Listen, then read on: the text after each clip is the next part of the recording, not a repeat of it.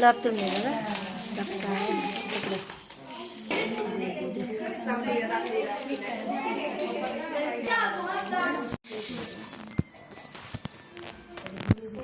सिंदूर अच्छा बजरंग बली वाला भरेगी है तो रखा है।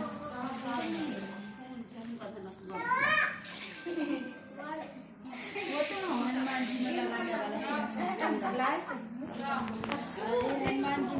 सुहागन माता हमरे पटे में जल रखा है, हमरे पटे में जल रखा है, जल चढ़ाने चलिया ना बना सुहागन माता जल चढ़ाने चलिया ना सुहागन माता हमरे जाने चलिया ना। और एक काटू और ये पास कर दे दिलाएगी किताब में पढ़िए पीछे से खसक के लाई ले आ उठे ना को ये वाला है ना एक मैया देना भी हमको सुहाग सुहाग। हाँ आप शुरू करिए इसे तो बनता है गाइए ना। किसको रानी जैसा सुहाग रामा को दीना सीता मिले बारंबार पीछे नहीं चढ़ाए थे आधा सामान चढ़ाते जाएंगे सीता को दीना रामा मिले। हाँ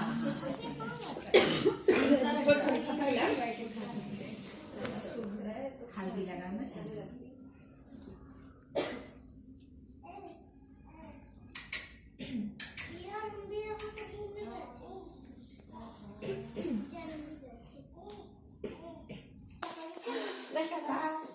ऐसे झाड़ू चाहिए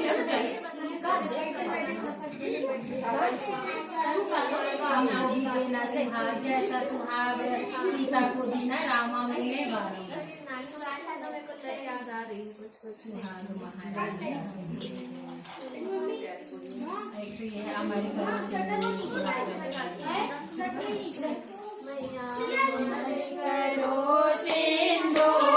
सुहागन भरे मांगे भैया हमारे करो सिंदूर सुहागन भरे मांगे भैया भरे मांगे भैया भरे मांगे भैया हमारे करो सिंदूर सुहागन भरे मांगे। मेरे गोद का ललना अंगना में तेरे जरूर सुहागन भरे मांगे भैया हमारे करो सिंदूर सुहागन भरे मांगे।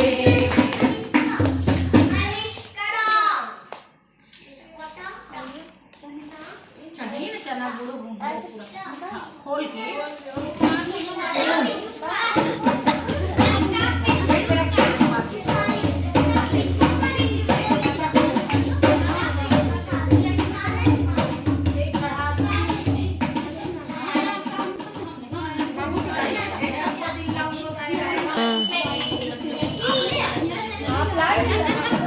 और ये भी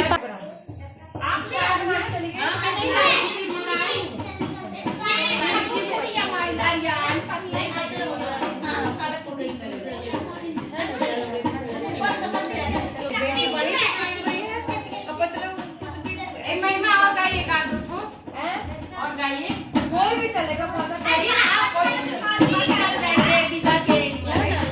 हाँ या आसान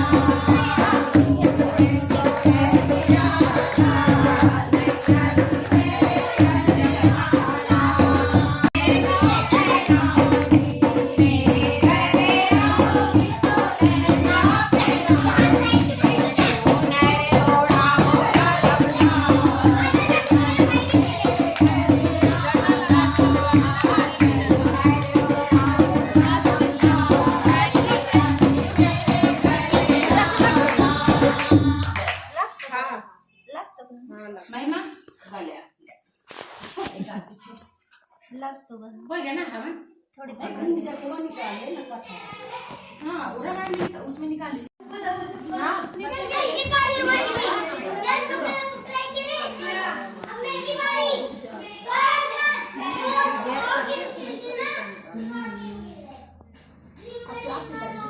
दूध पूरा पिला दूध पिला दे इसको।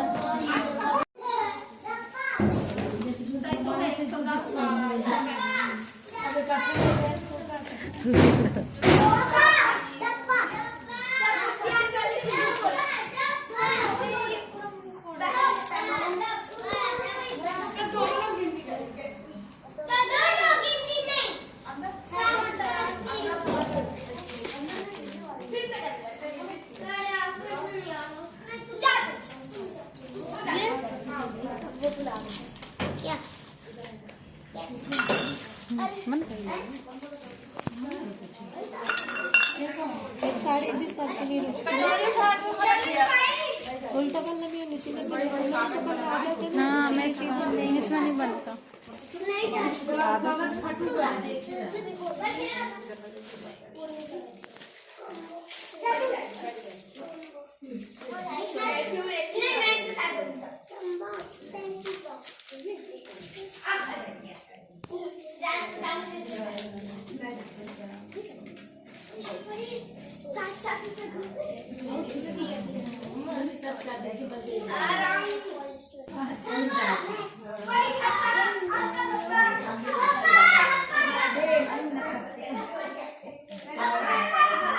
पड़ोस में जाकर औरतों को निमंत्रण दे दिया और सुबह हुई तो देवरानी जल्दी आकर घर का सारा काम कर दी। फिर जेठानी ने कहा अगर सारा काम हो गया हो तो अब आप जाओ। तो देवरानी वापस घर चली आई। अब जेठानी के घर पर बहुत विधि से अवशान माता की पूजा सामग्री लेकर पूजा हुई। अवशान माता की कहानी कही, इसके साथ साथ अवशान माता के गीत और फिर अंत में अवशान माता की आरती हुई। अब कुछ दिनों के बाद यह बात देवरानी के बच्चों को पता चली। तो वह माँ से पूछने लगे कि मम्मी बड़ी माँ ने आपको क्यों नहीं बुलाया था। तो देवरानी कहने लगी कि बेटा वह बड़े लोग हैं और बड़े लोग को ही बुलाएंगे, हम जैसे गरीबों को क्यों बुलाएंगे। तो फिर उनके बच्चे जिद करने लगे कि माँ इस बार गुरुवार को आप भी अवशान माता की दुर्दुरिया करनी है, दुर्दुरिया ने पूजा। तो वह कहने लगी कि बेटा हम कहाँ कर पाएंगे, हम उसका हमारे पास तो हमारा कोई सामान ही नहीं है उसका। तो वह जिद करने लगी। अब बच्चों की जिद तो सबको पता ही है। तो कही कि चलो अच्छा ठीक है। अब गुरुवार का दिन आया, उसने सबसे पहले शाम को जाकर साथ ही सुहागिनों को नेमत आई यानी न्योता दे आई। वह सब औरतें सोच रही थी कि इसके पास तो कुछ भी नहीं है, यह कैसे करेगी दुर्दुरिया पूजा। अब सुबह हुई तो देवरानी जहाँ पर पूजा करना था सब साफ सफाई की और दुर्दुरिया पूजा का सामान तो था नहीं, फिर भी वह अच्छे से करके आसन सबका लगा दिया। बीच में अवशान माता जी की आसन लगाकर एक बड़ा सा सिकाहुला से ढक दिया। अब कुछ देर बाद जब सारी सुहागनें आई तो सभी को माता जी के पास बैठ जाने को कहा कि दीदी आप लोग पूजा की तैयारी करिए, हम कुछ बना रहे हैं, आ रहे हैं। अब वह तो जान ही रही थी कि कहाँ पर कुछ नहीं था, मतलब कुछ भी नहीं था उसके पास। तब उनमें से श्रेष्ठ सुहागिन थी, वह सिकाहुला हटाई तो उनको वहां पर पूजा का सारा सामान मिला और वह सब लोग व्यवस्था करने लगी। अब जब इधर से वह किचन निकल कर गई तो अवशान माता का चमत्कार देखकर दंग रह गई।